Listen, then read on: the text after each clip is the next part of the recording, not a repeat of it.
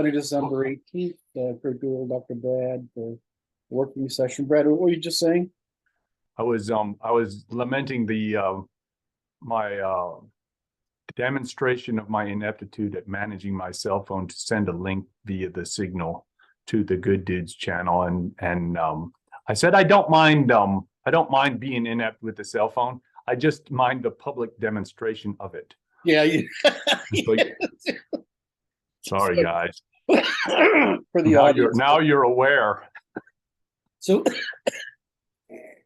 I've spent a lot of my life working in technology with doctors and lawyers, or either more widely, the court, legal, and medical research professions.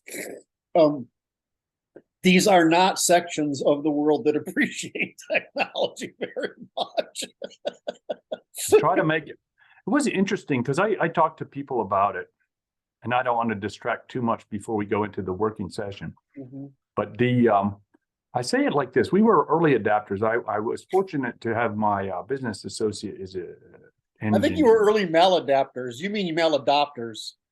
No, you were early adopters, not adapters. I think you were early adopters, but I don't think you were early adapters because I don't think you've adapted yet. All right, sorry. It's all true. I'm not going to argue with you, but it was like we had the computers and using the electronic record very early, and it was a good tool we used to ply our trade. All right, and we did well with it. And then what happened was the government got a hold of it, and that made it and ever since then it's just been getting worse and worse and worse, and the tool just keeps on getting slower. Like I started working yesterday online, and they've given me a new tool, and I spoke of it yesterday, which is it slowed me down about 25%, which is just stunning. And it's not even all the time. I only use it a little bit, like 1/3 of the time maybe, and the 1/3 of the time it slows me down 25%. And I'm like, in terms of gross productivity, right? Wow. So they use the wrong measure. This is one of those examples where you get what you measure. If you measure the wrong thing, you'll start producing the wrong thing. And so they measure the wrong thing, and so they produce the wrong thing. They don't care about doctor productivity, which is fascinating to me. They have they actually they care about knowing what they think is an increase in knowledge value, and it's not. Right? That's actually what's driving the behavior. And there's not a lot of guys who will just sit there and look at you and say, you think that's making you a better performer because you feel like you have a better understanding of what's going on in the profession, but you don't. Because the only way to get that profession is to be the craftsman, right? Not the synthesizer, right? I mean, unless you're synthesizing what the craftsman wants to know, you're not improving the craft, right? And I'm like, so this is the same thing. We found out that the databases helped medical professionals. We found out that especially the various magnetic resonance technologies, right, and et cetera, and they're related across the spectrum, that helped the medical professionals. But everything that helped the insurance and the state pseudo professionals was actually harmful. We found an interesting similarity because I was one of the first people doing this, right? And all of a sudden, if you could, because people don't realize what you had to do to look up case law before. I mean, we can't. There's almost, you have to be a pretty old lawyer. I mean, because right to remember what it was like to do legal research. Right. It was fucking libraries, right? Whereas today, we've had LexisNexis now since I don't remember when. I mean, it's certainly certainly the 80s. It was I remember in the 80s, so it probably came about even earlier than that. We had LexisNexis, which is like computerized, right? So you can search. Well, I mean, the minute you can search case law, I mean, you can. It's like anything else. It's like the internet. It's instantly available, right? And so your ability to make an argument, legal argument, the work necessary to distill it down. That's right. And I'm saying the same thing with GPT-3. I don't want to take this too side, but the new GPT-3, it's not an intelligence, it's a search engine. It's just a search engine that you would get if you actually wanted a summary of the things you're looking for, right? It's actually a search engine. So, so these things have been benefit, but the problem is they don't scale up to the morons who want to interfere. It's like, I don't know, as a CEO, I'm like, I know in general this is true because I've seen failings, right? That's a different thing, right? So I might say, as a CEO of who acquires companies, when I look at what craftsmen do, the way I look at it, they know better than I, except what fails at scale. Right. So my job is to say, okay, well, yeah, I know that makes sense, but if you do that, it's going to fail as the thing scales. Well, that's what synthesis is for. It's not to think you're smart. Does that make sense? It's like wisdom, not intelligence. And I just have that natural scientific mind. So when I look at a business, I'm like, well, I just know this fails because this is what I do. I do the business side of it, right? I can do the tech, but I mean, a good developer is going to be a better programmer.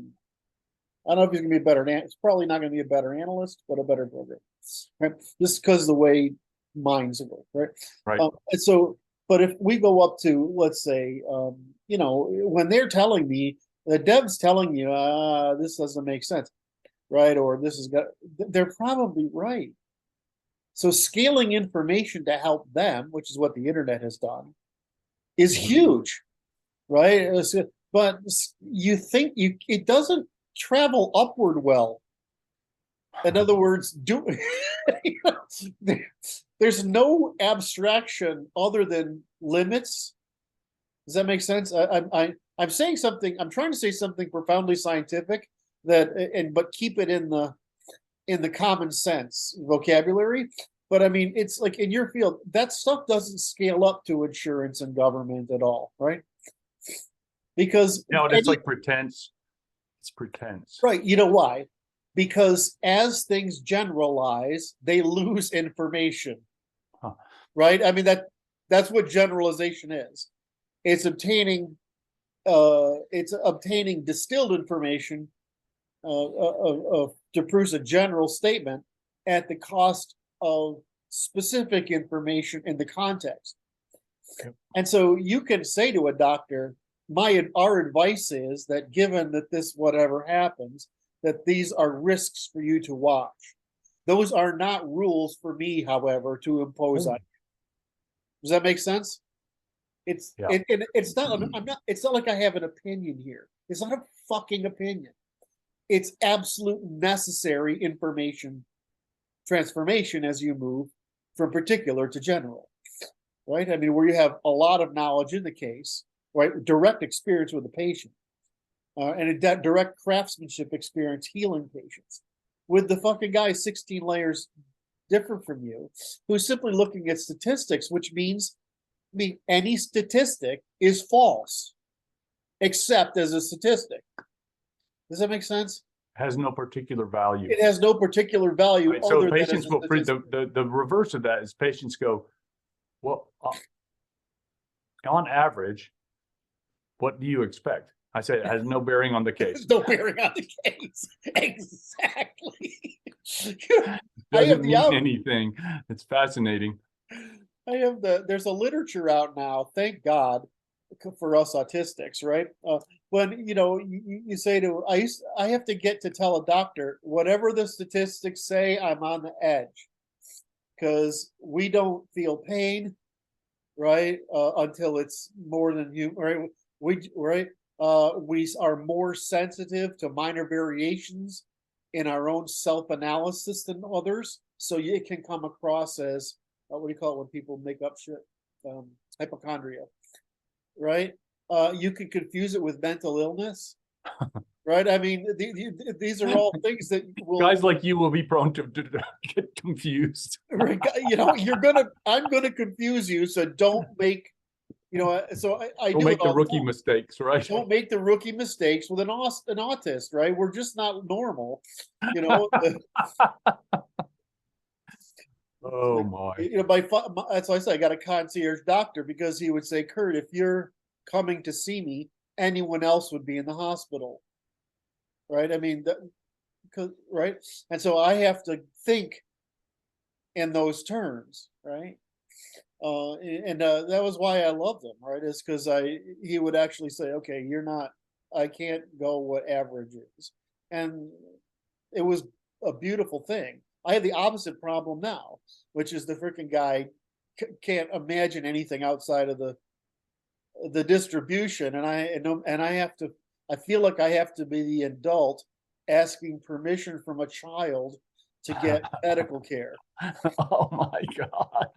and that's because of the government regulation. No, because he's trying to conform to what he believes is the norm being imposed upon him by the administrator 16 Correct. above. Correct. And 'Cause so it's I like- basically can't get good medical care for the very reasons that you keep bringing up, right? Which is which you say perfectly as whatever the statistical norm is has nothing to do with you. You might have a place in that statistical distribution somewhere, You but that do. statistical You distribution must. has nothing to do with you. Nothing to do with you. How odd the paradox there. And so you see this in law too, right? They tend to gravitate towards thinking all problems are the same. Yeah. So anyway, so we just did a very profound thing in epistemology just there. So That was very nice, by the way. I call it the odd paradox. the odd paradox. It is. The paradox is that the statistical distribution has nothing to do with the individual case. Yes. And the case has a place in the distribution. Yes. That's an odd paradox. Because it can, no information will come from the distribution to the case. Correct. But All information from the cases go into to the distribution. Correct. That's the peculiar. actual saying, right? That's the capture. That's the capture. And you can just universalize that as any problem will contribute to a statistic, but no statistic will solve the problem. Will solve the problem. That's fucking. Oh my God, that's a juicy one, because you can use that little equation like infinitely when people are making this thing. But I'm going to go back to the egos of the credentialists. Oh, those guys up 16 layers that are on the other side of the screen that They keep think on they know yanking what me they're around. doing, and they don't. You know, it's like you can tell CEOs who are humble. They'll say, because I remember when I must have been only 22. And I'm a young guy, right? I'm a little bit of a superstar, right? So I'm 22 or 23. And the old man Koenig says, somebody tries to interrupt me because he's older than I am. You gotta understand, he knows more about what goes on daily in our business than anybody at this table. Because I just go there. I go in the field. I visit every location. I talk to every person. I'm kind of annoying, actually, right? I'm just curious on how things work, and I do deals or sales in these stores. I meet their different customers, and these guys up in the administrative office, they would try to have opinions over mine, and I'm like, I mean, you might think that, but that's not what happens. In other words, what happens shows up as a pattern in our data. Because we were really early computerizers of retail chains. I mean, we were one of the first people to do it.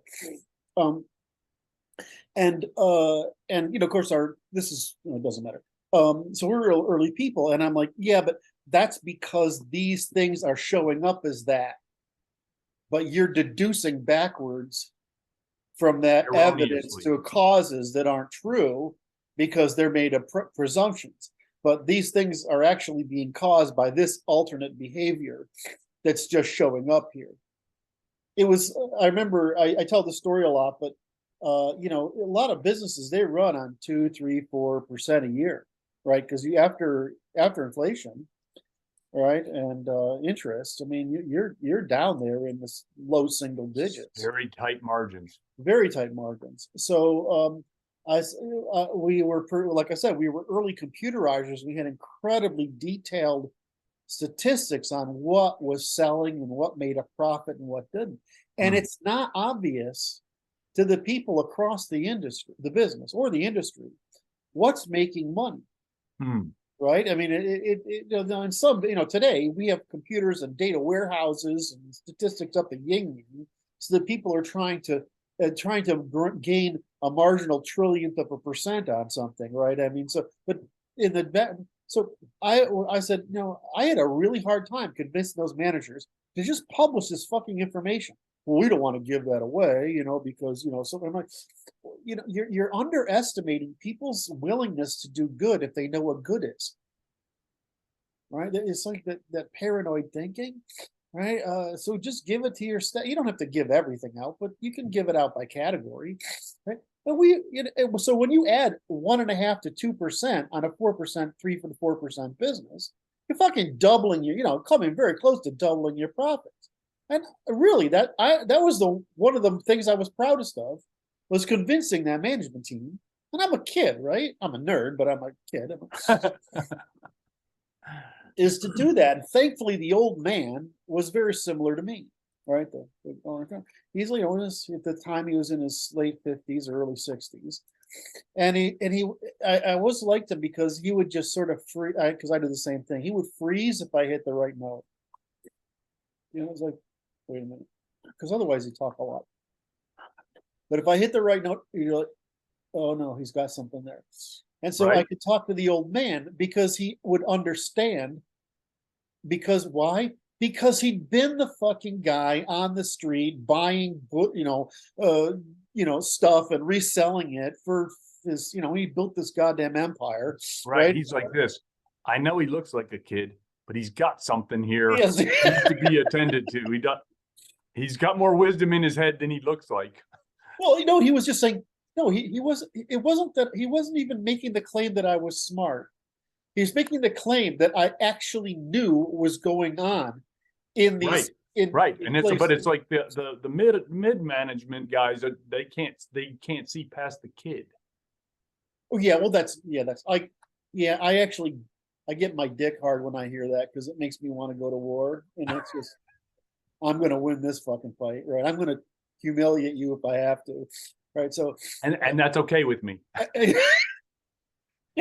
No, it's worse. I was like, and I'm going to enjoy it. Yeah, it's way worse. Anyway, so quite the opposite was, I would go into the CFO's up, and he had a twitch, but as a CFO, he was really good. And I would just go in there at 5 o'clock or 6 o'clock when most of the people had from the rest of the business. And I would just talk to the guy for an hour and a half or 2 hours a night. And the amount of shit I learned, it was just, oh my fucking God. I had the office next to his, right? The CFO and me. And then it was the accounting, and it was the head of sales and the CEO.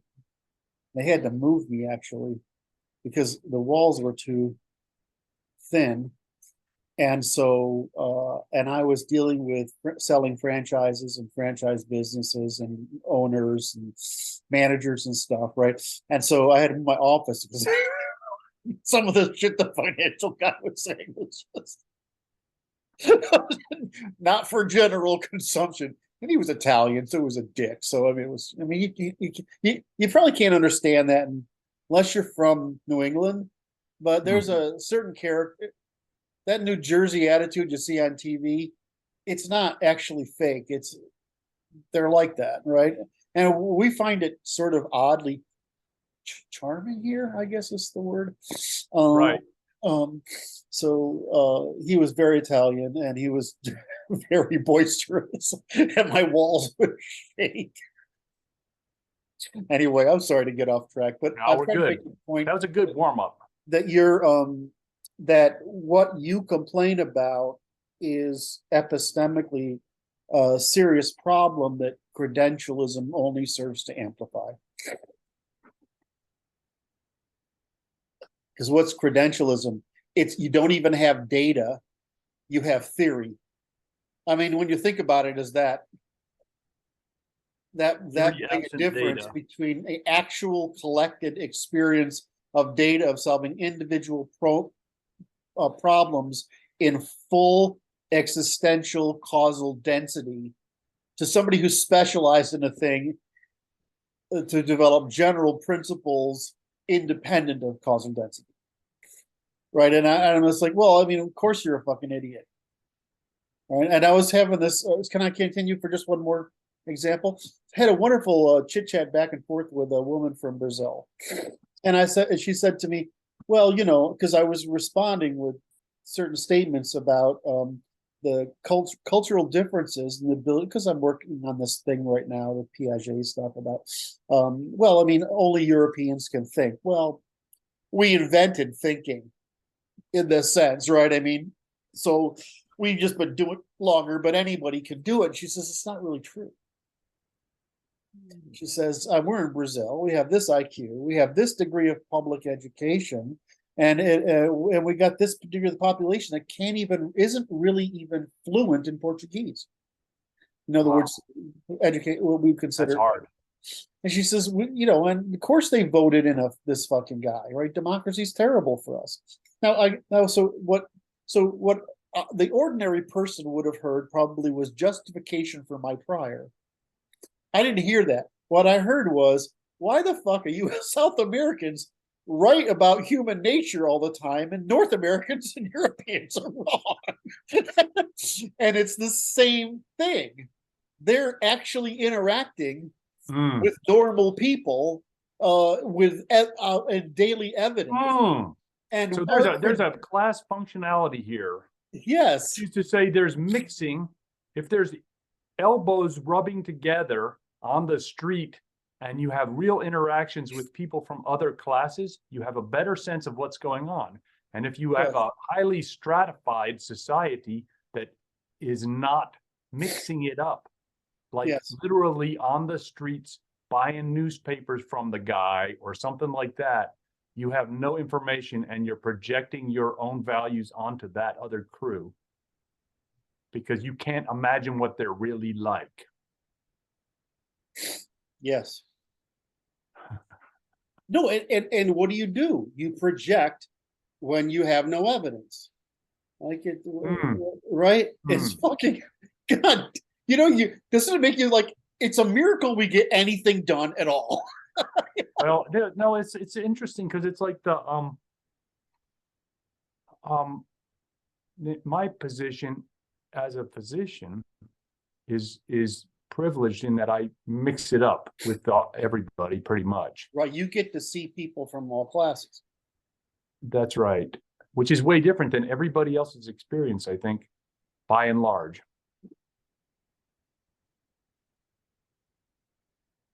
Interesting that, of course, you're right, is that if you start to work in a segmented society, you will develop projection as your perception of normal. Because there's no other way you can do it. Correct. You can't think of what they are like because you can't imagine it. You are not that creative. That's interesting. So it's high stratification is the issue. Well, I mean, this is why I say that there's a problem with the Mad Boys.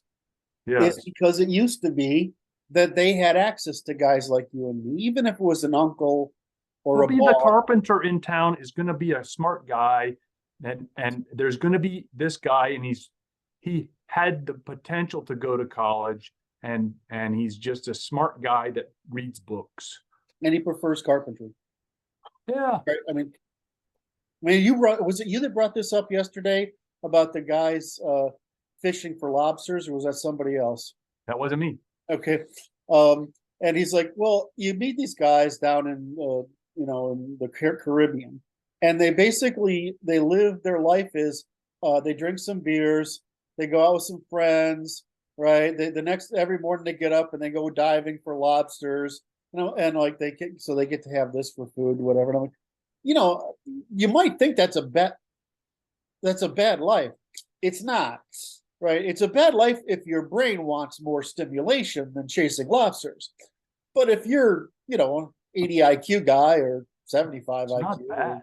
it's a great fucking life. I don't know. I'm kind of envious. Right?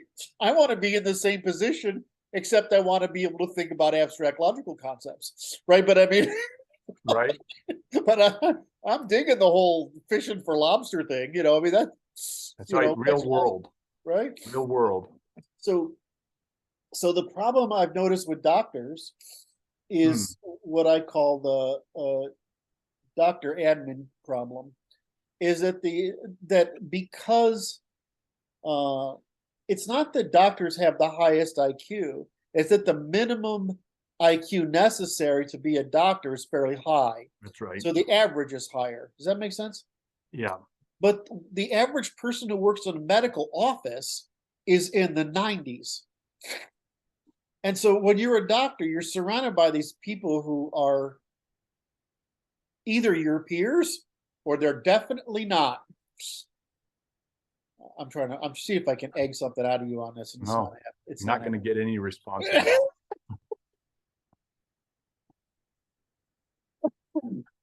Life is good. You're such a joy kill. I'm sorry, boss. Anyway, so you see that. You see it the same thing with doctors, with the professors and students. They get this idea that they're, you know, they've got more to offer. And I'm like, I want to know the guy who does the math in an applied science, right? That's right. Or does that make Okay. sense? I want to know who's doing applied science or engineering. All right.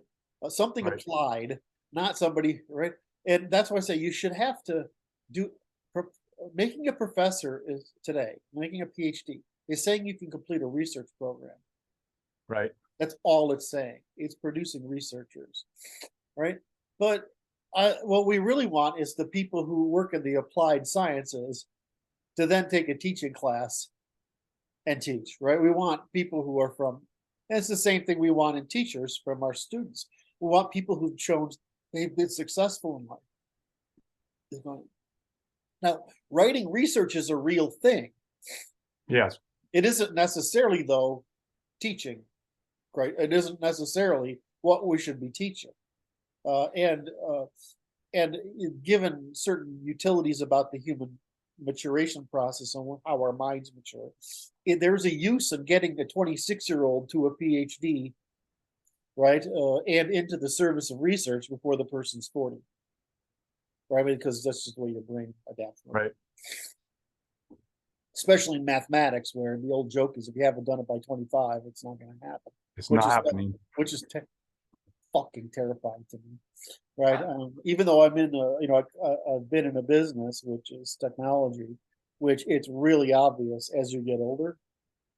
It becomes really obvious after 30, especially, that every new generation of technology is you're relying on wisdom, whereas you used to rely on cognitive adaptability, right? So Right.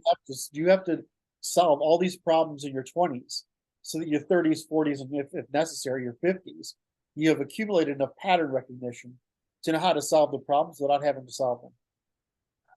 That's right. Because you identify this as this class. Right. Because otherwise, the novel is like, who was I joking with yesterday? Francis, and we were talking about how I'm the generation before him and he's a generation after, right? And in my generation, and then my partner Jim was a generation before me. So like Jim was writing on magnetic, Oh 4K yes. and magnetic. Wow. I was writing on punch tape and punch cards when I learned, right? And we were both talking about the fucking nightmare of programming, which is where most errors come from, which is pointer management, which is where the fuck is this in memory? And if I release that and move it around, make it available, or didn't I? There's a certain kind of guy who can keep track of that in his head.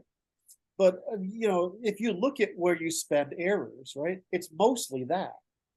I mean, if you took out if you took out the time we spent debugging in previous generations before just recent, trying to find out where the fuck we didn't Oh release my. memory, right? And when. Whereas these guys have this thing like a language called Rust today, Yeah. where it does all that. Wow. And so I was like, well, you guys are spoiled. You know what I mean? And I had the same reaction to, because when I was coming up, I intuited there was a problem. That problem would emerge as what we call object-oriented programming. Yeah. Which there's a big debate still, but it's like for morons. It's just like objects are for simulations and functions are for calculations. Right. So, and I just mostly do simulations. So in any event, we're talking about this. You always feel like every generation after you is spoiled, right? In technology. I mean, imagine was a doctor before X-rays, right? Or my, yeah, way different game. Just fucking nightmare. How hard that job is. Or before the germ theory of disease.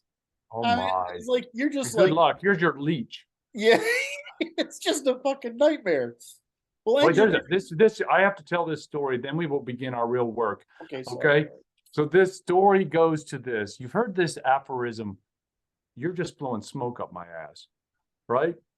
This actually comes from a medical procedure called tobacco insufflation, which is, you can look this up. All the people who are watching and are going to leave comments below and hit like and subscribe, etc. You can look up tobacco insufflation, which is at the turn of the century, the 20th century, the medical establishment said, you're not drowned until you're drowned and have had smoke blown up your ass, because that is supposed to revive you. And it lives on in popular discourse, and nobody recognizes what it's from because it never works. But you could buy kits. I've seen these kits. They're probably in the British Museum somewhere in the Imperial Museum. Anyway, that was good. Now we're gonna do some work. Let's do a working session. Thank you for rescuing me from myself. The tobacco smoke works. So, that little 30-minute segment we just did, with all its interjections of humor, it's actually a profound statement about the problem of modernity. Right? I mean, it's a profound statement of it. So we should, while we can laugh and all, and we are pretty good at trying to maintain our sense of humor, but we're talking dignity, about, and our dignity. I don't know. I mean, you're concerned about dignity because you have some. I'm not sure I have any to protect.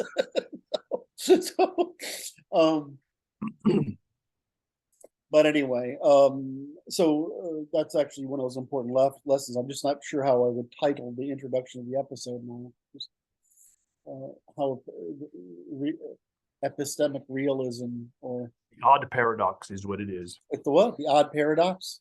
That's the odd paradox. The odd paradox. All right.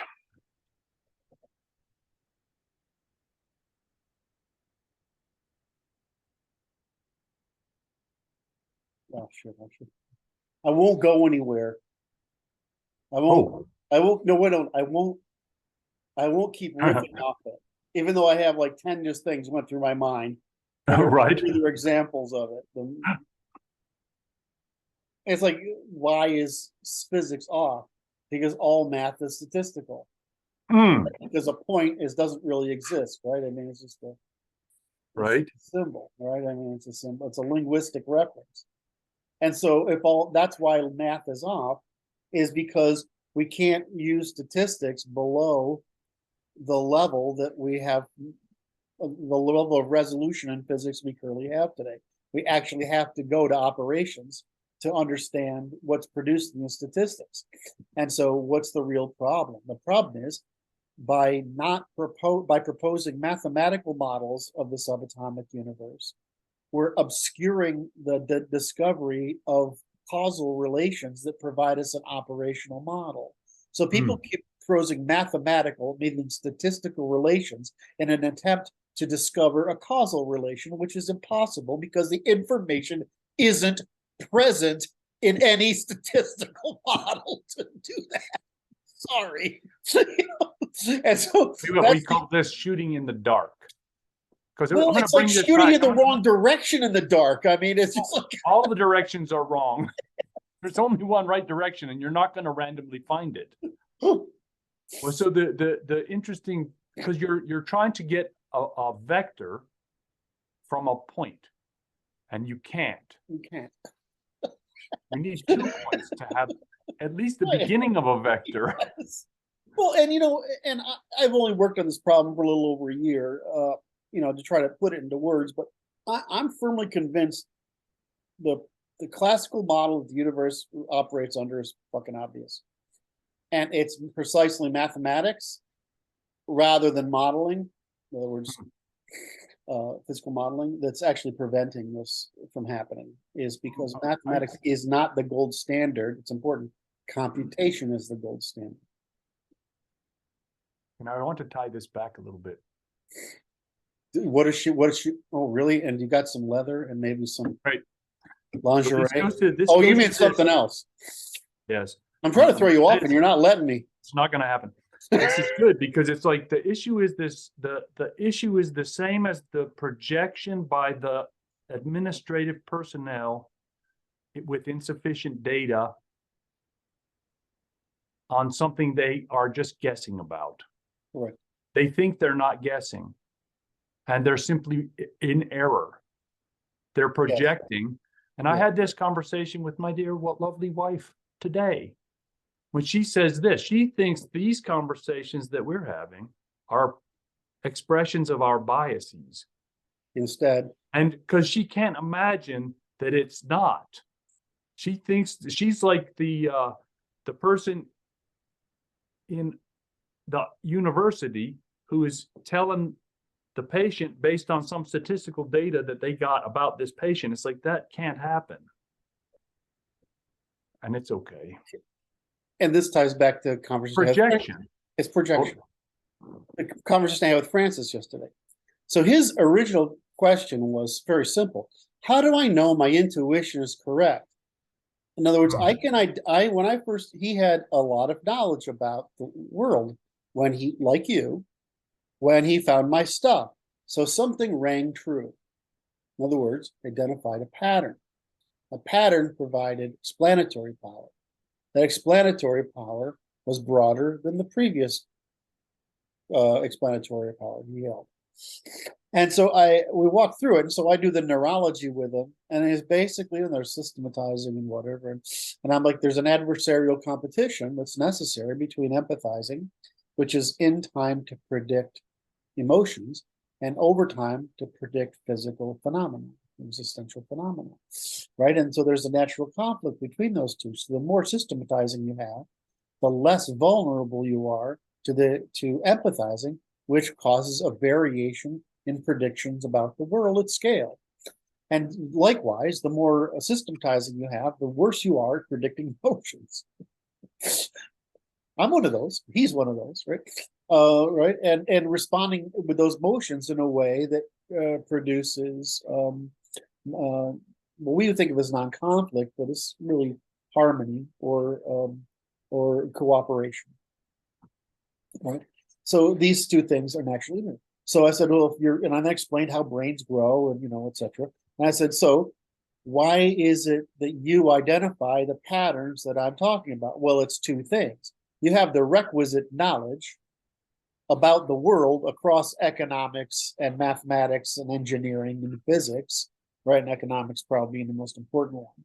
And right, so you have a body of knowledge, and then I'm giving you the rules by which that are consistent across that body of knowledge, right? The principles. And so you're seeing the pattern in your knowledge. But you have to have both things. You have to have both the knowledge, accumulated knowledge, and you have to have a systematizing brain rather than empathizing brain. Right? Because otherwise, you would not be seeking the truth. You would be seeking the utility. when the utility is your personal action. Whereas for the systematizer, the utility is predicting external outcomes, where the utility of empathize is predicting internal outcomes between people versus the world. It's a cell wall. Which direction are you looking from the cell wall, right?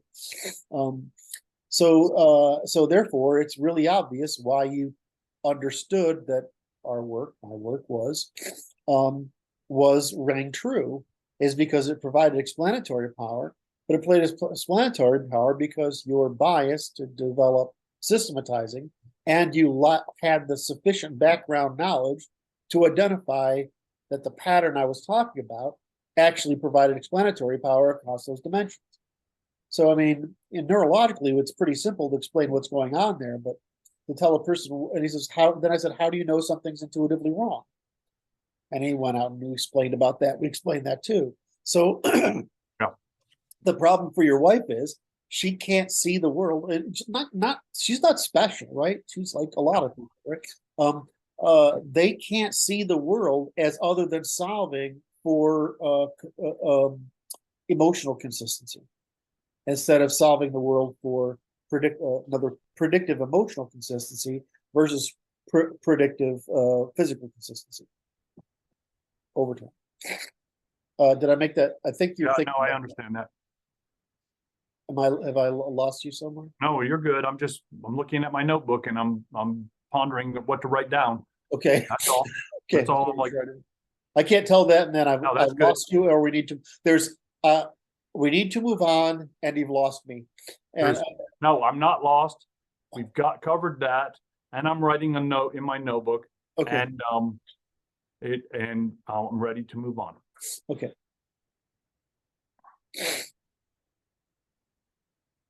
Gears. Oh my God, I gotta switch gears. Do I have coffee? I have more than a third of a cup. Oh, you're way better than me. I'm here. You want to pause? Right here. No, I'm good. All right. I've exhausted the opportunity of that cup of coffee now.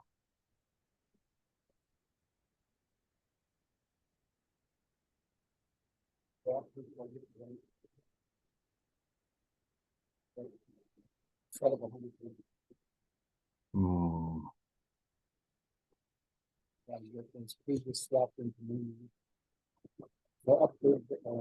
updated the dam.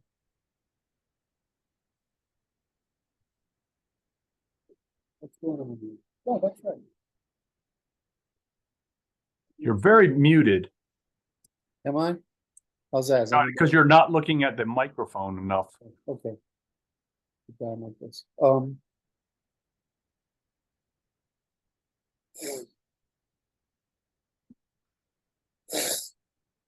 No, that's right. Where's the European one now? With the contents. There's the thing.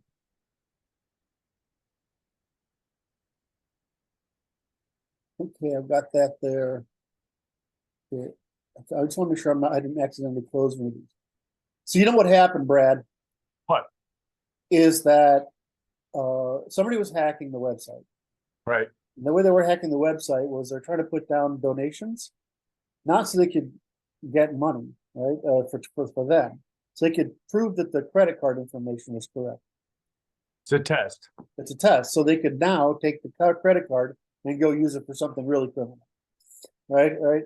As opposed to just merely testing whether or not it's criminality to test its capacities. And of course, I've never had one of those attacks before. And it turned out an attack. It was a utilization. Okay, whatever. In the error logs, it looks like an attack. It looks like an attack, and it's annoying. Well, I mean, it's also that most of them fail, right? So you have these millions of transactions that fail, and a few $3 charges. I'm like, nobody gives us $3. I mean, everybody gives us 5 or 10 or 20 or 50 or 100 or stuff. Certain unnamed individuals who give us more. So these things go off there, and I'm like, well, where do these $3 coming from? Because it's only happened since November 30th. They all started that. So somebody, well, it turns out that in order to make Ian, who's a friend and follower in the UK, happy, I opened a port which will allow for him to pull RSS feeds, which turns out to open the wrong. So I updated all the software, and it's a lot. It was like 30 things, right? Updated all the software, and then I closed that port. And the updating the software overwrote the homepage. And the way it works is, since the homepage is stored as data, I can't go restore the website and get the data correct without unwinding all the updates. And you know what I mean? It's a catch-22. And if I had been smart, if I did really smart things, which is separate the data dumps from, I did separate. This is what I've started to lay the plans out to do. If I done, then I could just go through the data and pull it out. But what I have to do is now reconstruct the homepage, because the header comes up, but the page content's gone. Oh my. So anyway, so trials and fucking tribulations. Yes, sir. And I can only still work. Like, I worked 5 or 6 hours yesterday, and I slept the rest. I slept till this morning. I don't have work capacity for this stuff. Anyway, anyway, back to the session. Okay, back to work. Start our session. Right. All right, so this is a work. We had our introduction, our warm up. Brad and I like to warm up, or rather, I like to warm up because I don't want to go straight into the hard stuff without having some sense of establishing comfort beforehand. In other words, I want to have my cake before I have my dinner.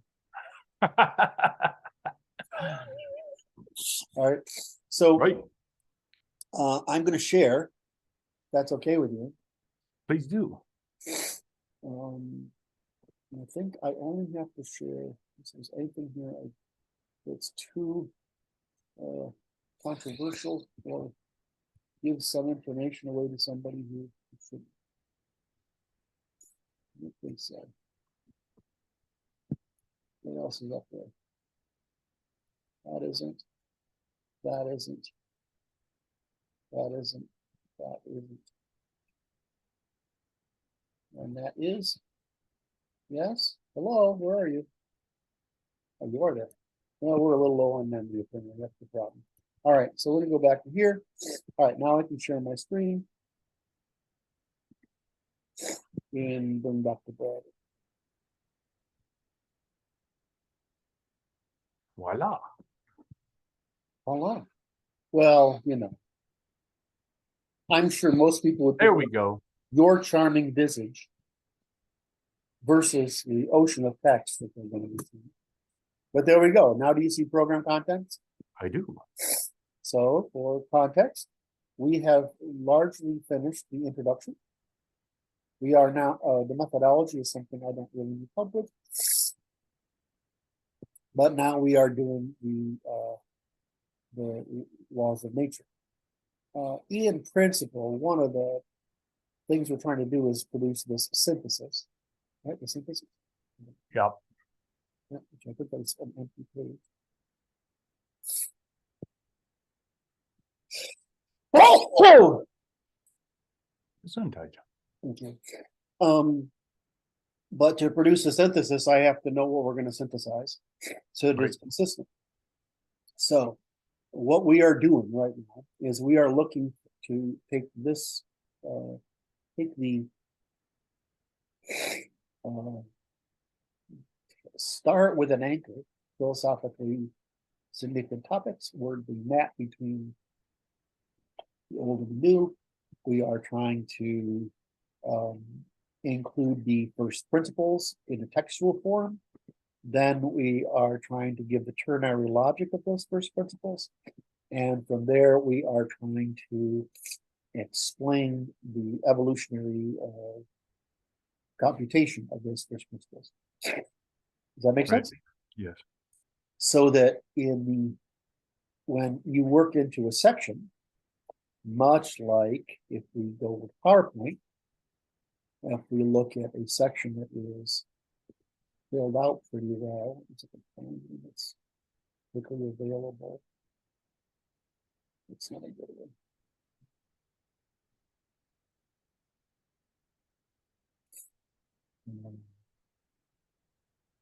For something with a triangle.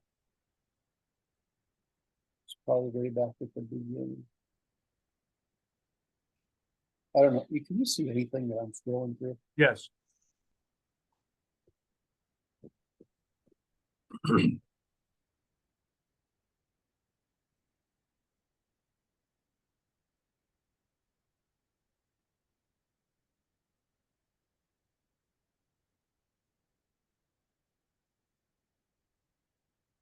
Get closer.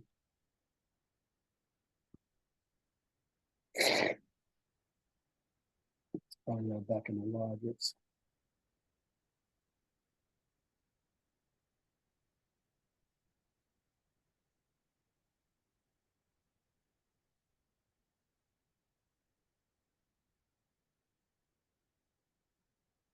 There we go.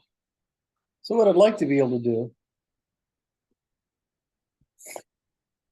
is ask the big why question, explain what we're trying to do, right? That's good. Right. I'd like to be able to work through this in this fashion, Yes. right? So that we're getting to where, and then this is of course the outline. Yes, I recall this slide. Right. So we're trying to produce, we're trying to merge we're trying to merge 4 or 5 degrees of resolution of content. Yes. Right. And can you see this one? Yes. Information is the model for everything. Right. All right. So, and this is one of my earlier drafts of context. And so I have a lot of places where I write things out textually. Yes. But in the end, and then after that, it's examples. So what we're trying to do is create this onion. What Brad and I decided last time, which was I thought was the big hard question, but like many things, if I ask Brad, we talk about it for 10 minutes, turns out to be fucking obvious, and I feel like an idiot. Okay, so anyway, so we have 1, 2, 3. Now, I want the audience to be aware of this. It's just Kurt needs to talk to me to understand what he understands sometimes. I know how to articulate what I understand. There you go. And you help me articulate what I understand. But the answer is that what's happening is when I'm talking to you instead of my own self, right? I know that you're a proxy for the audience. That if I can make you understand, that I can. Then you're clear. Then I'm clear, right? And so that's in case you don't know. Those people don't know developmental editors. I've got people. I asked for editors in the past, and somebody would say, "Well, I can help with grammar." No, that's not the fucking point. I want to know if it made sense. And what makes sense to me may not make sense to you. So, what the developmental editors try to make sure that you're making fucking sense. Vital. So, I don't, anyway. Right. So back to work. Back to work. So we are trying to unify all of these aspects. Now, there's also a slight difference in organization and precision. Okay. So I start out with this, right? Right. So then I go to the physical laws of nature. There might be a difference. I think there's more than might be. There's mostly another layer underneath these. Can you see where my cursor is? Yes. let's say mental faculties are, right? There's where we get it. If you go over into the PowerPoint, Yeah. the mental Recall that faculties. section. Yeah. Sorry? I recall this section. Right? The mental faculties are at a higher degree, like there's theory of mind here. There's a higher level of resolution, right, in the PowerPoint than this. And so we have to sort of take all these things and bring them together. Does that make sense? Yes. Oh, and this is when the minute I think I get to that conclusion, then I have the nervous breakdown as I realize how much work this is. Yes. But realistically, the work was pretty much done. You're being muffled. Oh, I see it's happened. You know what's happening? I fidget with this cord. How's that? There, that's better. And so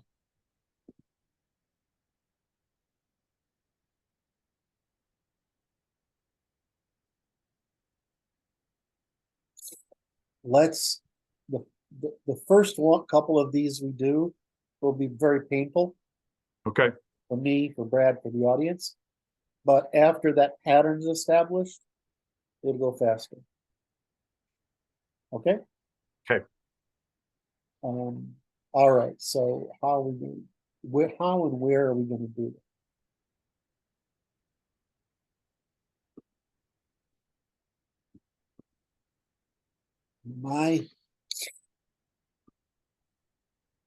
My feeling is that we should build off this outline. Okay. Because the order is what I want. Okay. Right? Whereas if I go to any of the other outlines, well, this turns out to be about right. This is not right. Let's start with the logics here. And this is not right either because I go into behavior first. Okay. All right. So it's just and attempting to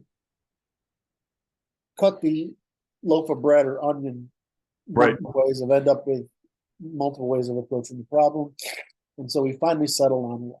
So I think the question is whether I create a new document or I take the risk of mauling this one. I think what I'd like to do is create a new document and just pull yeah, I like that better because then you're not going to disorder something that you might prefer not to disorder. Correct. I think we're going to do that. And so that's wrong.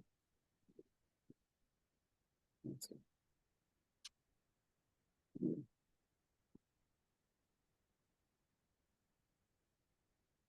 don't want to work with me, fine.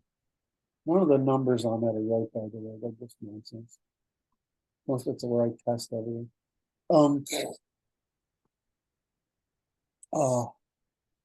New.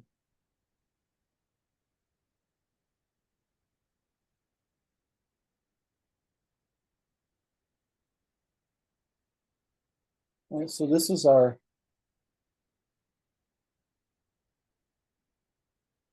hello. All right, so this is our synthesis.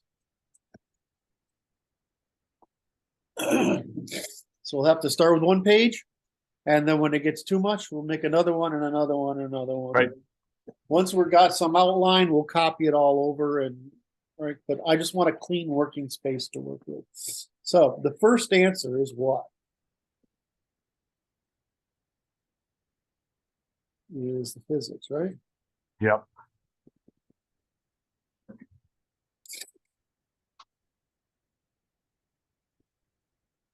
Which that statement right there is just crazy. What? Physics is the evolutionary computation of negative entropy. And that is a profound statement.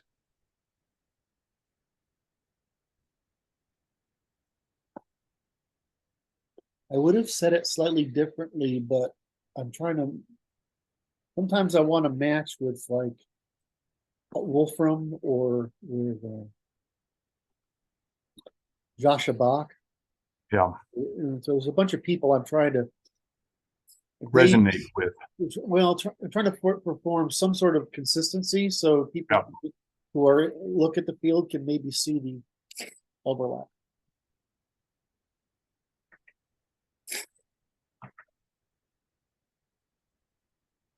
All right, so here's two.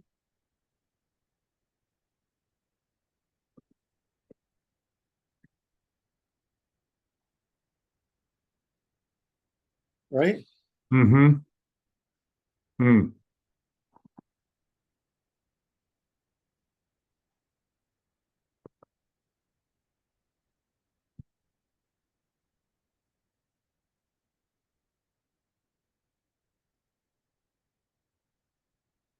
Are these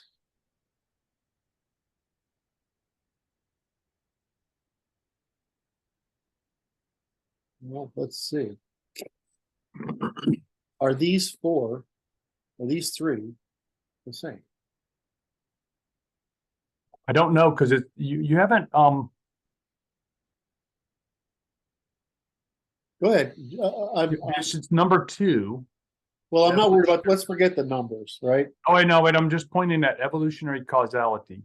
Is I don't know what you're attempting to indicate there because it says you have not elaborated at the dot. Thank you. So we're talking about quantum vector.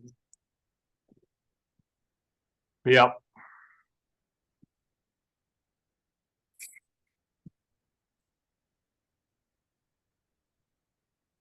Yeah. Right? Yeah. And this is it's a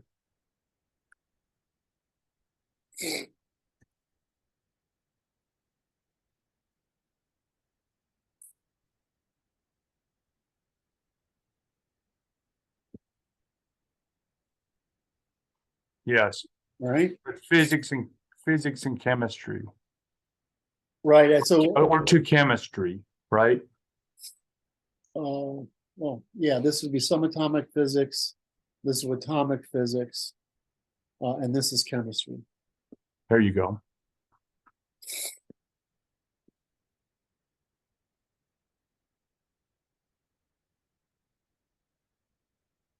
I want you to fix that organization. What of my The atomic is, sorry. no, don't be ever apologize. Just say it and undo it. Chemistry.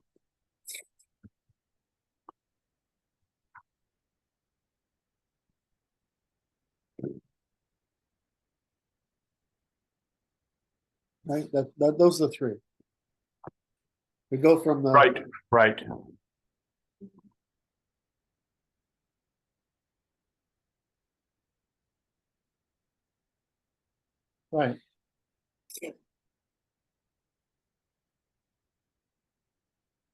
So waves and particles there. What is Well, these are well. Great question. Is there such a thing as a particle? No.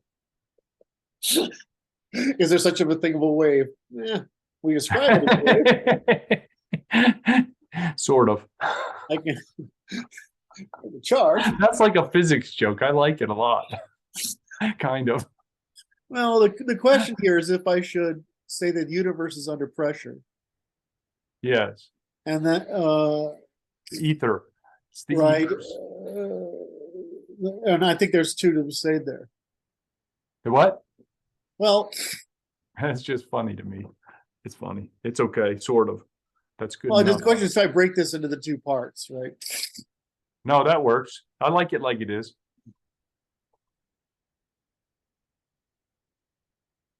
This material causality. Hmm. No, it's like physics. It's a problem. It's like many things. It's like, okay, do we disambiguate the term to add more clarity but greater confusion? That sounds like a bad plan. It's Like, what's it's just the a right name, choice? right? What? It's just a name. It's right now. It's a name. Well, we're trying to. I want to. This is the first cause. This is the second cause. This is the third cause, right? Yeah. Right. Which is evolutionary computation, and the results of before, during, and after, right? Before, during, and after. Yeah. Right. All right. So that's physics, I right? think that's close enough. It is, to call it physical causality is close enough. Well, it's like many things. You learn from the act of disambiguation. You learn what needs to be disambiguated. What requires further disambiguation? Because that's what evolutionary computation means, right, Brad? That's Okay. exactly what it means. All right. So now we got this problem. Okay. Which problem is that? Where does the ternary? Hmm. Where is? I don't know if I even touch on it here, because this is all behavioral, right? Well, we have to get to, you got to have animals. Yeah, no, that's what I'm saying. I thought I might have put physics at the end of this, but I didn't. Oh. This is all behavioral. So I've got these in the wrong order. Okay.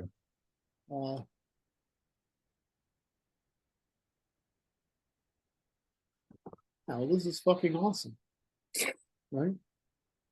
Mm-hmm.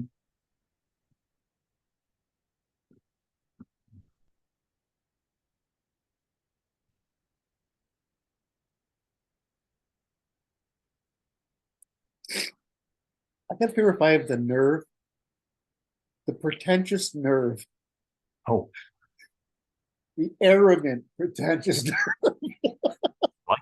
I like the start of this. Those are three things that I definitely have no problem. And my job is to encourage you. To explain what's actually going in classical terms on this world, and why. Some of the audience will love this, right? So if I shine a laser at the moon, Yeah. right, it's far. Yeah, it's pretty far. And if I move the laser across the moon, right, the surface of the moon, it will move faster than the speed of light. I can make it move faster than the speed of light. But is it moving it faster than the speed of light? No. It's not. It's not. It may appear to be. May appear to be, but it's not. So when That's funny. That's a funny story. So when they say, well, there can't be spin like in particle physics, that's not true. But the question is, what's spinning? There is no, right? And the answer is that if charge is moving, charge, like lightning, is moving across an area, it will appear to move faster than the speed of light. It's not. It's just changing A to B to C, right? And the distance traveled is greater than the speed of light. Tell me that made sense, because that's actually a really important statement about subatomic physics. And I haven't got the balls to say, you fucking morons, this is all it's Oh, I don't have an answer for that. well, it's why there's a general spin, but there's a non-general. There's a reason there's a spin. There's a reason there is amplitude to spin. In other words, how much energy it takes to do it. Why it appears that it would have to be spinning faster than light. It's not. And why they're confused. I don't want to get into it. I'm going to go down a rat hole we're trying to work with. But anyway, there may be a point of no return here as the event horizon is approaching, sir. Be careful. So I'm like, well, I mean, what's going on? I think if you simply try to, it's like one of those be a negative things. If you know what's wrong with math, you can know what people wrongly deduce using math. Does that make sense? And if you know that the universe only has one fucking principle, right, and that it's all guided by the same limited number of rules, which is basically how fast polarity can change, right, across any given amount of space, then it's just like, okay, well, but the distance that you measure the polarity change in will look like it's traveling faster than light when it actually is working at the speed of light. It's just that the distance the charge originates from some determination of mass is based on the quantum background, which is an admixture of the existential quantum background plus the environment created by the current spin that's producing the wave. Right? Nothing's moving faster than light, right? It doesn't have to, but it will appear that over that distance, the thing, right, is moving faster than light, right? The spin is. It's not. It's just that we're trying to look at the thing. It's very small, so it can't be composed of something smaller. No, it can be composed of something smaller, you fucking morons. I mean, we already know this, right? So, all right. So I'm trying to figure out if I want to be a big enough dick, openly state that here, and with under purely falsificationary logic. Okay, so here's the issue, okay? Is that I'm not certain I understood what your explanation was there. Okay. The analog held very nicely. My understanding of the underlying physics of the charge moving faster than light, I didn't understand it. That's the same thing as moving across the moon. I got it, but I don't. I understand the analog, but I don't understand. Oh, you don't know your about explanation didn't make sense to me. I'm like, okay, I won't monopoles, until I've dipoles. understood Okay. it. Does that Okay. make sense? Which is to Yeah. say, your arrogance needs to be refined if you wish to be that arrogant, in my opinion. I don't know. Some part of it wants to base. No, I love to do this actually, to actually know the answer and make a statement that people assume it means I don't know the answer, just to So bait that them they into challenge attacking you. me so I can You're correct just, them. we call that baiting into hazard. We call that baiting into hazard.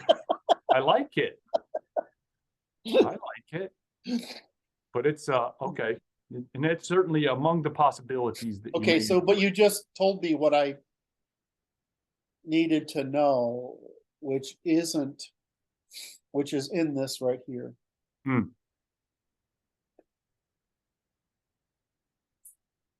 This is one. And this is spin.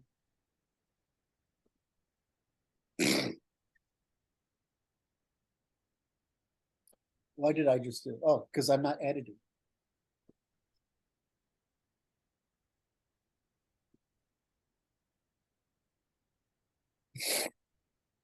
Okay, there's an interesting problem here. Oh God, I am loving this. Just the ability to work through this with you. Thank you. God, absolutely thank you.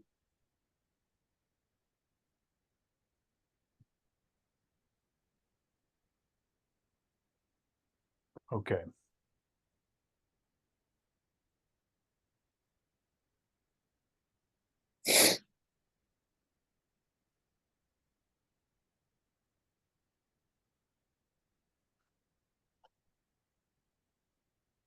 Okay. Oh shit.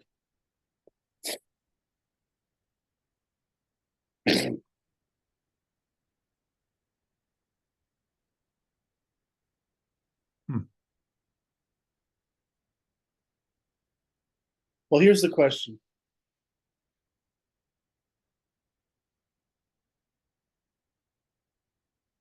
Did I have a section here called problem?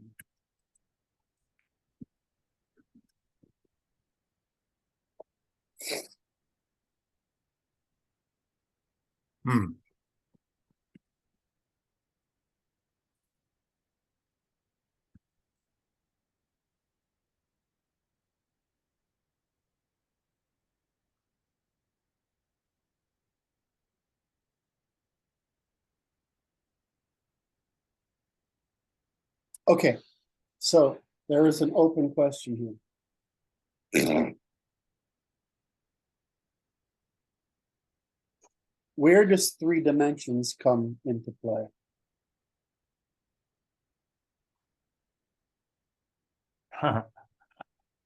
It comes in here.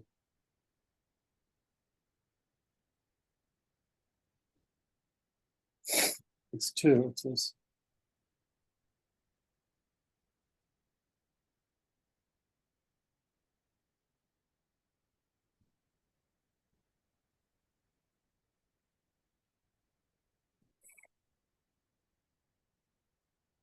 Would like you to fix the spatial to a T. aren't you thankful? Thank you.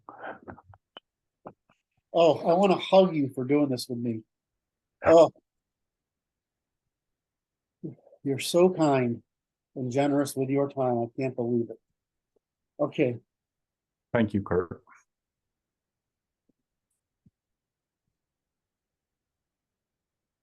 Right.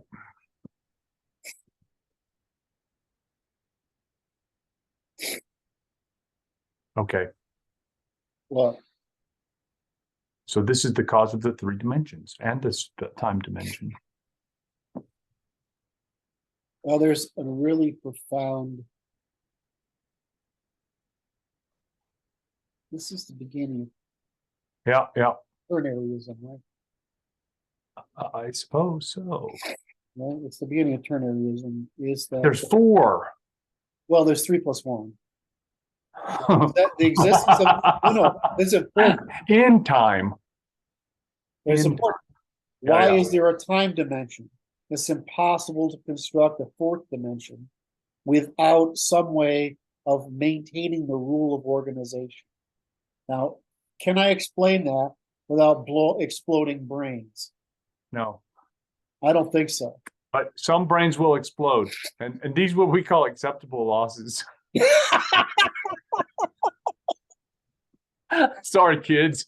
It's necessary to sacrifice you for the greater good. Oh my. The three spatial dimensions is the first expression of the ternary logic of the universe. Yeah.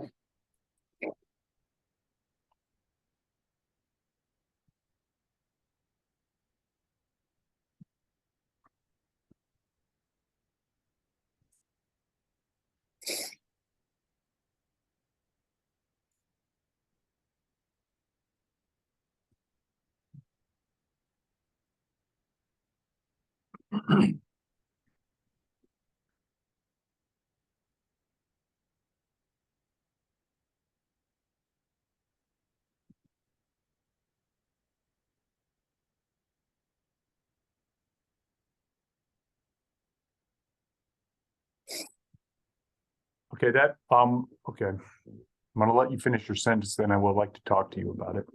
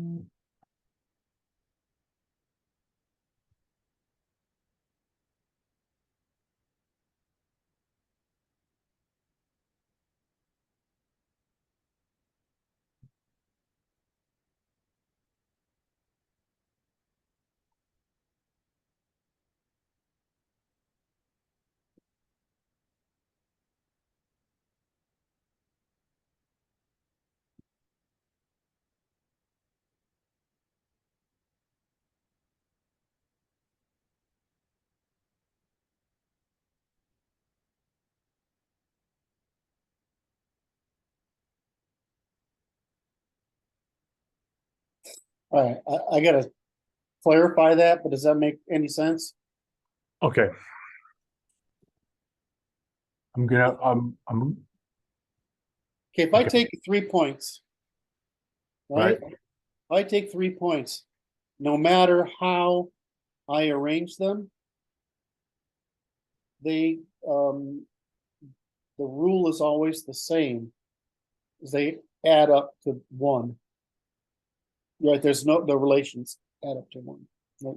Just so there's no way Okay. to add another one without finding some external means of of storage.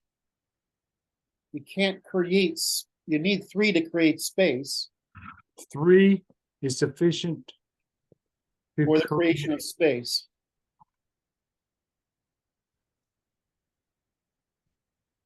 it creates a plane. Well, we can use it as a two-dimensional projection as a plane, but any three relations will end. Right, that no matter if we make a dimension, we start at one dimensional point. Hmm. There's no size to it. It's just a reference.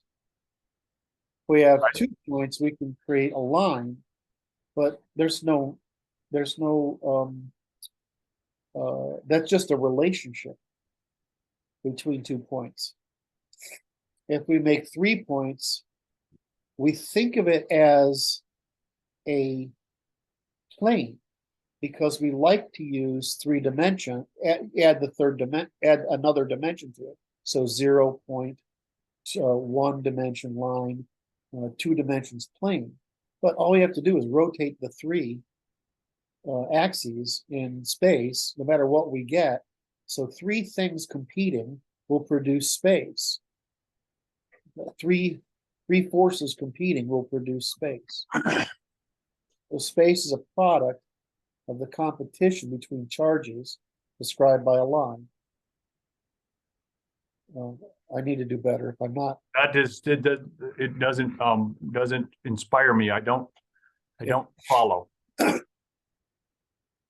I don't think I'm going to solve this talking it through you with you because Yes. I think it's one of those things where I have to spend quite a bit of time on to convert from what's fucking obvious to me to what's communicated. Human talk.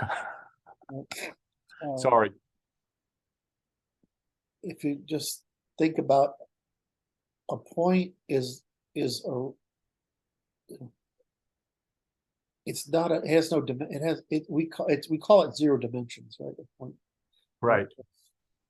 A line has 2 points, which creates 1 dimension, and a plane creates 3 dimensions. Right, creates a 3 points makes a plane. Right. Right. No matter what you do to 2 points, if you move them, right, you can move them on the plane, or you can move them in space. But there's no space generated by the relationship between the 2 points. In other words, there's no need for space, right? By the two, but the minute you get to 3 and start rotating these forces, you produce space because there's persistence of that space, or is in a line. If there's 3 things, there must be an area between them. Right, they can persist a space between them without requiring any other information. Whereas to add a fourth Right. This is where I was going. Is so the principle that there's a term in this first sentence, which is organizing principle. And I don't understand the term. It's not specific. It's ambiguous because I don't understand what it means. Information. In other words,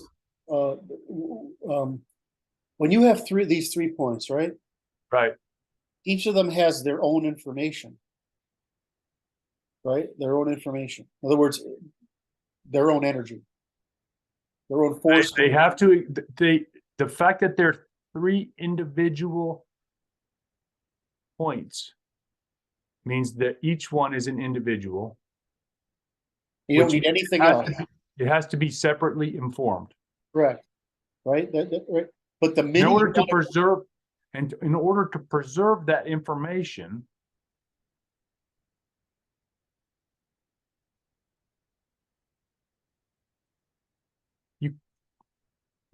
the issue is a fourth point will not describe that information further. a fourth point will require you would require a fourth dimension that is incompatible with the previous dimensions. So it would erase it. Correct. Thank you. I've been trying to figure out how to fucking say that. It would destroy the information produced by the others. And therefore it can't be. So the only thing we can have is time, which is change, That because change doesn't destroy the information necessary to preserve the existing relations. I know I can do this. I've got to. It's hard. That's a hard one. That's a hard one. There's just no way. Because three things in motion, they're going to create, they have to create space because they persist what you would call the plane between them. But in motion, that plane creates space. If I have two, move the three things, and it's like, I'm presuming they have a spatial relationship between them. well, they have, yeah, exactly. But the thing is, it persists. Whereas a line with 2 points, right? If it moves from A to B, right? There's no persistence. All you have is the same one-dimensional line. Right. There's a distance, but there's no volume. Right. Whereas the three things, they can move all over the fucking place. It doesn't even matter where they are. Three The things is volume- sufficient to wait. Three things is sufficient information, no matter how they relate to one another, to define space in time. Thank But you. I still, it's like the Try to add another dimension though.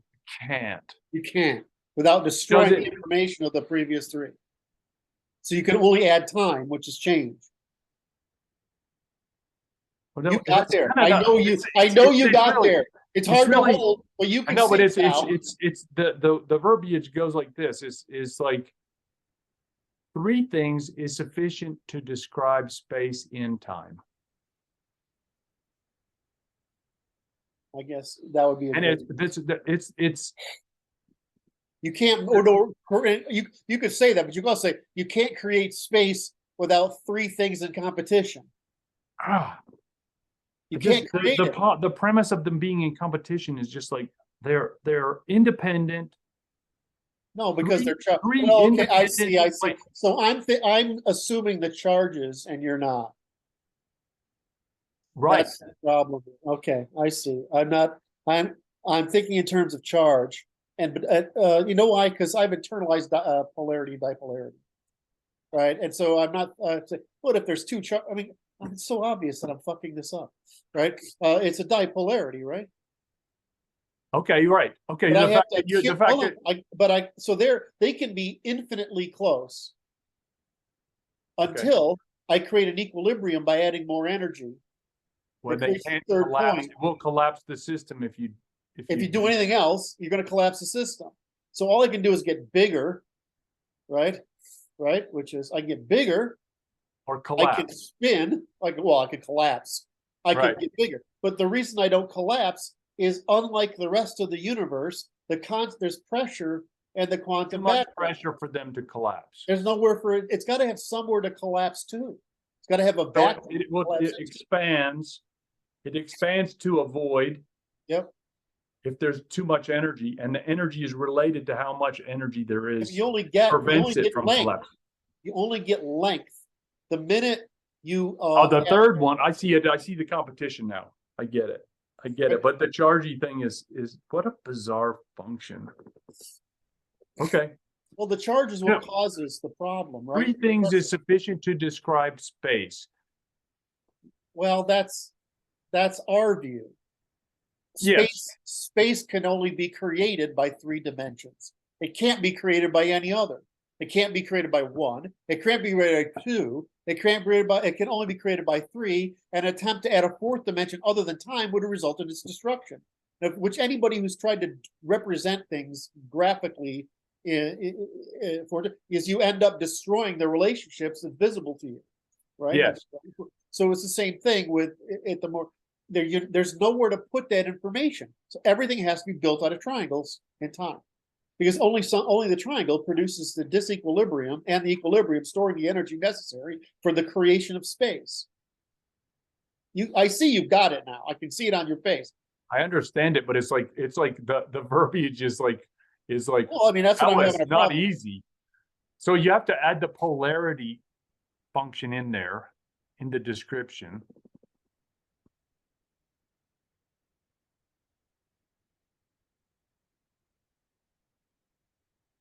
Okay, so the first is polarity.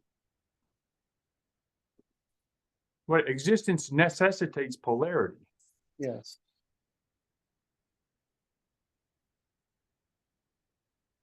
Pressure. Necessary, right? So necessitates polarity.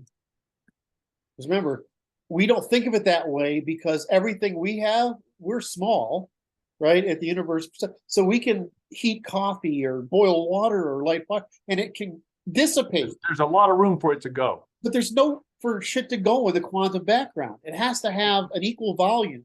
So if what it does, the universe does, is it spins up, right, in 3 dimensions, right, and spins negatively. That's the origin, the polarity, right? Because the polarity is looking for enough polarity, is not looking for, can produce enough to create persistence, right? Persistence is what we think of ternary logic. So what you get is boom, Existence, persistence is existence. Persistence is existence. And it's like the polarity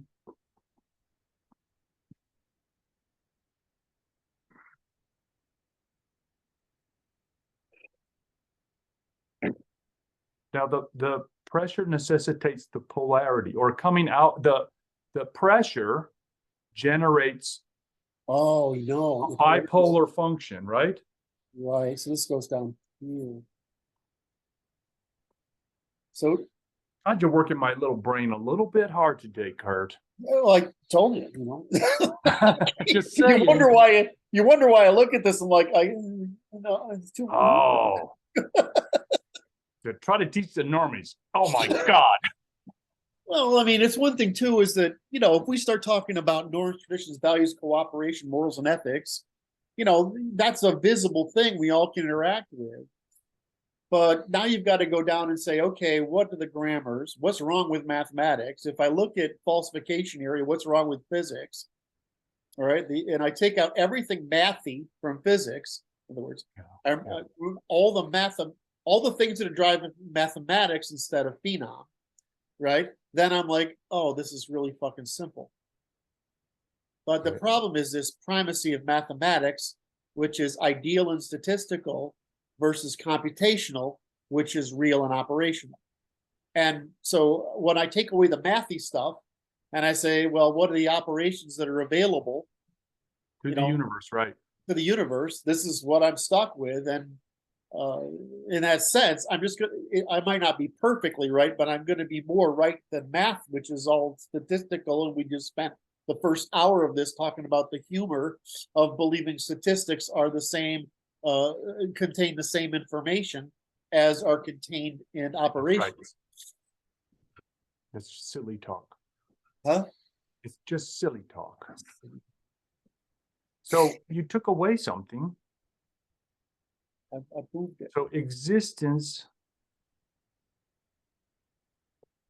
Oh, I don't know why you moved that way down there. That's quite. I don't either. I don't. I'm just trying to figure out, what do I have to describe in order to explain? The issue is this: is so there's the pressure. The pressure appears to generate it overburdened which causes polarization, right? Correct. The need to dissipate energy results in in local accumulation of spin as a means of dissipating energy. The dissipating energy in time that cannot be over time that cannot be dissipated in, but the energy has nowhere to go. So no, like that's the information. That is the information. What? Okay. You have a overburden of pressure, and the overburden is manifest in a polarization as a storage of information related to the local overburden. Oh, yes, exactly. Okay, and it's that is the information which will be lost if you change. Try to add another dimension. I'm going to kiss you. How about that? But the kiss part, or the all of that, all of that's just crazy talk. Polarization. So it's like the polarization is insufficient to generate space in and of itself, right? A two-dimensional, two points is insufficient to generate space. But a tripolar function is sufficient to generate space, right? Which is why it's ternary logic. There's a tripolar situation created is sufficient to generate space and accommodate the information in time. Yeah, the persistence is generated. Okay, the way to say it is the persistence is generated by the equilibration between positive and negative that is such that it can persist without collapsing into the background, right? But the force accumulation, right? It's in equilibrium. Right, in equilibrium is because there's only so much negative energy that's built up in the background without polarization, right? So it's just like a limit of maximum energy unless we can find a polarization event that captures the energy as the equilibrium between the two, right? But it's two is insufficient to generate space. Well, it's insufficient to generate. Is that true? Wait, it can generate space. 2 is sufficient to generate space, but all the information will be able to be maintained without the generation of time. It doesn't require time. We're mixing metaphors. I'm going to get confused here. I understand you. We're mixing observer and causal. So I've got to. But it's an information storage issue, right? Well, the information storage is the third dimension. So this is the problem. All right. So yeah, these are two different. I don't think it's useful to try to unify these linearly instead of understand them as two competing systems. Okay, what's competing? Right. Is what is possible given information, and what results from what's possible. I don't want and I think there's. Okay, so wait, I'm writing the questions down. What is possible with given information? Right. And okay, I'm writing it down. So give me a moment. And then what was the second question? What results? With that, right. from that possible information, right. from that information. Right, and I don't want to confuse. Okay, let's just disambiguate that. So, it's under pressure. Okay. There's only one way to store information that produces space, and that's the way we've got. that's three dimensions, right? Right, that we think of as 3 points. But now we have to say that's a principle, right? Right? But how does that principle manifest in space as as mass? A principle manifests as first, there's a pressure. Second, there's the development of accumulation of pressure and offsetting negative pressure, which we think is charge. And positive charge and negative charge. And they're continually cooperating by transfer of negative pressure to positive pressure to negative. Charges in motion, right? So so the existence of that sphere, those two relations moving through time creates the three dimensions. There's no way to interject another dimension into that without destroying the information in the other two, or having some artificial, there has to be some externality that would provide a There's too much pressure. What? It's too much pressure. You can't add more pressure there's no way to make, there's no way to for the world, the universe to do it, because you need something more complex than the binary in order to bring it. There's no way to get to the polar, no way to get to anything except through polar.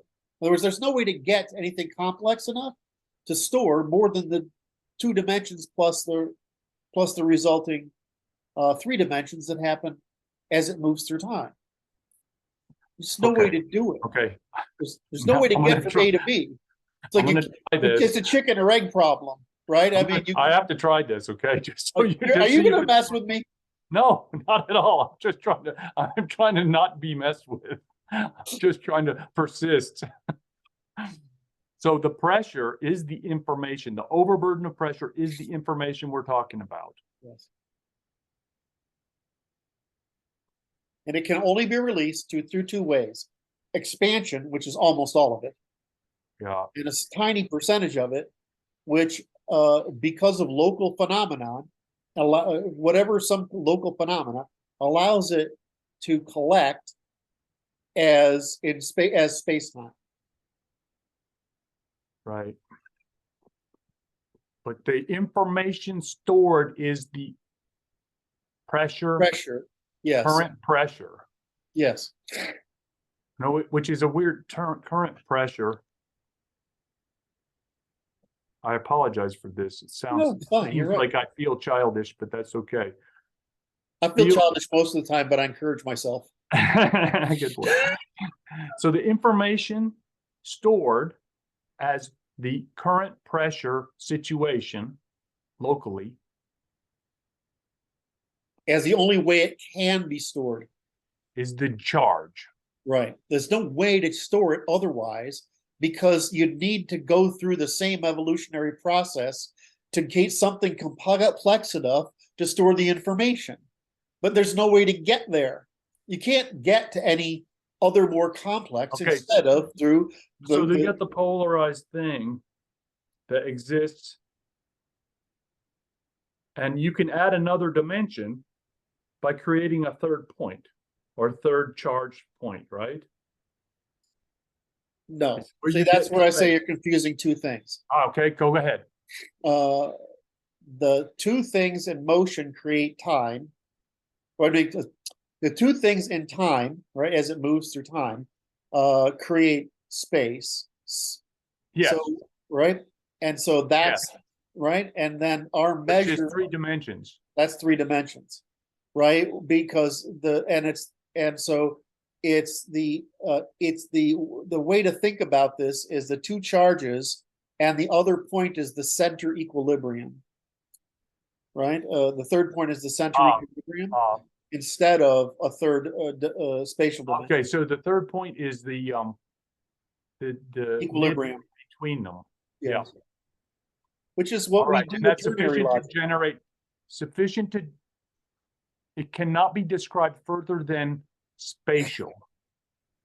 Correct. And maintain the information in the system. Right. without the addition of time. You can't even get 3 dimensions without time. You can't get spin. You can't get anything. I Right. see. So the point is, time has to exist. Right. It can only There's a place to dissipate the energy. correct. And so time has to exist, but space. Wow.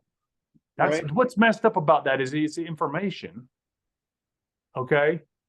Which is, it's just Well, information, surplus pressure in the background. this is why it's a great example of why we have this confusing shit about time, where all this pseudoscience about some physicists come out and talk about time like it's fucking woo-woo. Right. As far as we can tell, the universe does have a baseline rate of change. In other words, things do change in the universe. When we talk about, so when in other words, one thing does follow another. Right? There is probably, and certainly there's a 0 point to the universe, so I assume there's a 0 point time, which is right, but one thing follows the other, right? But then we confuse that with, well, relative time passage. Well, that just means that the chemical reactions or the physical reactions we do progress faster than, or slower than, base time, right? Because there's a dampening effect of the quantum background on it, right? So you get different time, we get different reaction times in mass and matter. That's not saying that time itself, or the concept of time, which is the sequence between one event and another, is the same thing as the rate at which time passes for material objects, right? Because the material objects, the frequency of their various rotations is determined by the drag produced by the motion through the quantum background, or what we call velocity, which is why there's this goofy thing about mass, energy, whatever, because at some point you're moving so fast to the quantum background that there's nowhere for it to go. And all right, so then we have the issue of, okay, so I missed two. I missed the middle one. Right. So there's the time of the universe. There's our perception of time as individuals.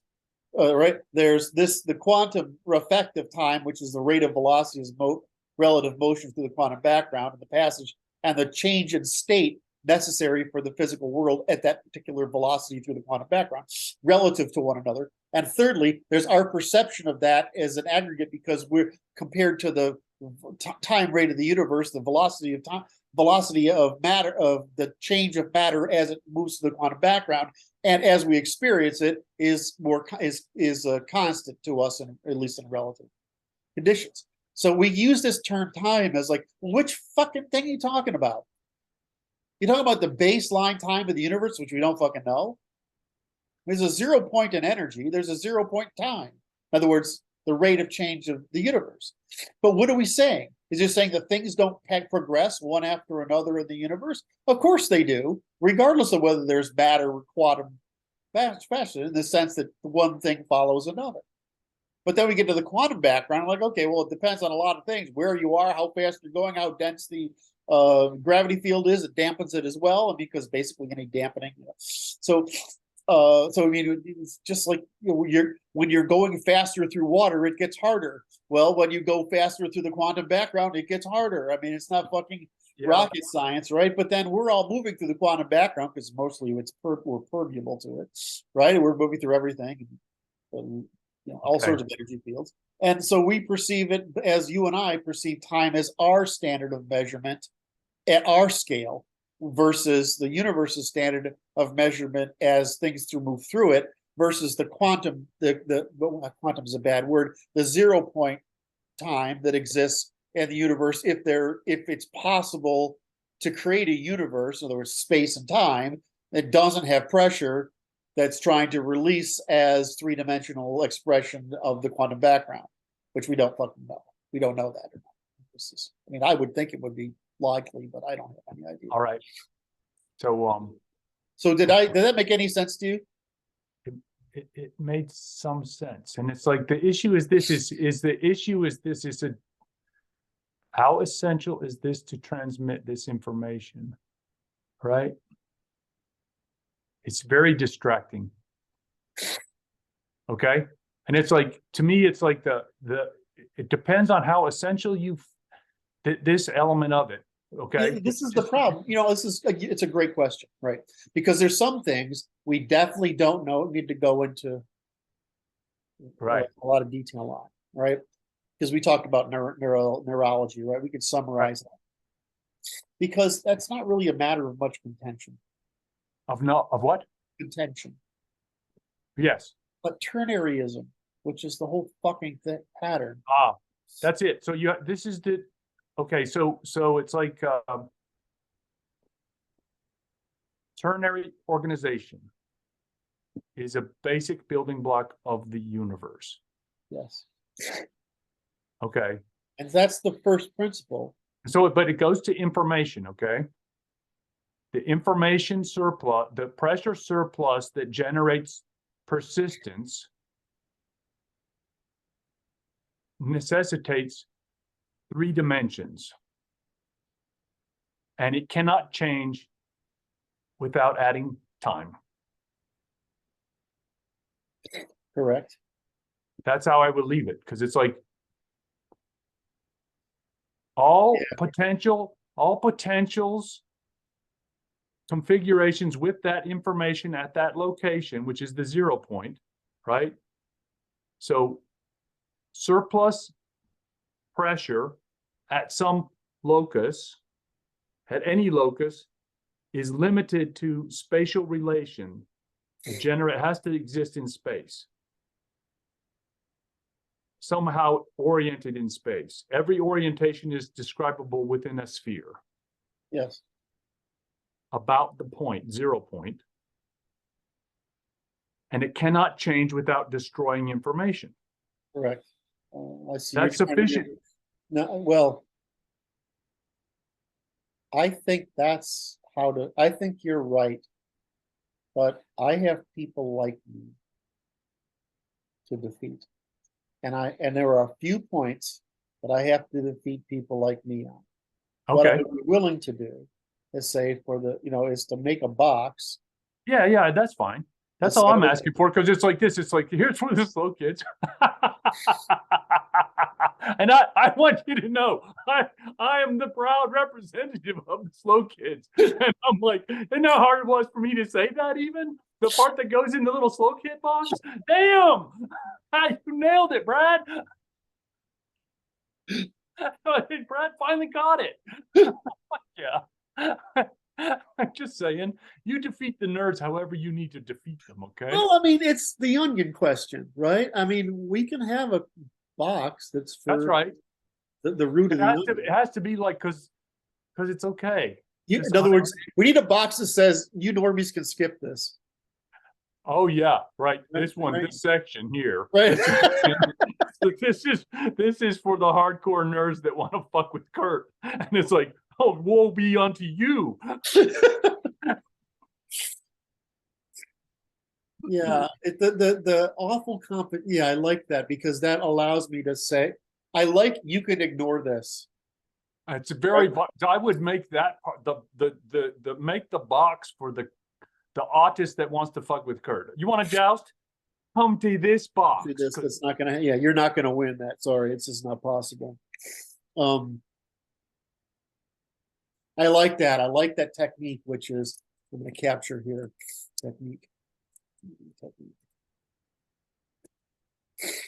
Box. So boxers, the boxing, it's a, yeah. So this is, call it a, what do they call that? A ring. It's a boxing ring. Well, no, I don't go in here unless you want to box. Well, it's just so, it's like a lot of stuff I do where I feel I'm always prevaricating because I'm defending my sense against what I consider stupid. Right? I mean, I always have to. Right. So no, what you're anticipating is a guy like you that wants to persist in his biases and stupid. Yes. And having to punch his lights out. All right, but we know professors who shall go unnamed, right? Who are good people who are competent in their fields. But if I don't put that down there, they'll have no way of validating That's my fair. new version. That's good. No, I just think it's fine. You forgot to put the autists. Yeah, super nerds. That's cool. I like that. Because it's like, you don't want me to read the box because I'm just going to call myself a normie. And that box is sufficient warning. It's like, well, put it like a skull and crossbones there, right? It's like, I'm not just it's like a little tag, right? Just saying. Brad, I need to eat something because I'm starting to get We're making progress today. No, but I want to continue if you'll continue. Okay. We can hit I pause. I'll make some more coffee. I'm gonna need like a half hour. Is that okay? That's fine. Yeah, you sure? I don't Yeah. want to impose on No, that's fine. you. You sure? Yeah. All right, That'll be just grand. And we can reconvene. Do you want to just start another session, or do you want to? I think we should start another, if that's okay with you. That works just fine. All right. Like, subscribe. Yeah, you. Tell if you thought this was fun or funny.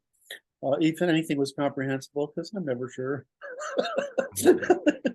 I wonder sometimes myself. All right. All right. We'll see you shortly. 30 minutes.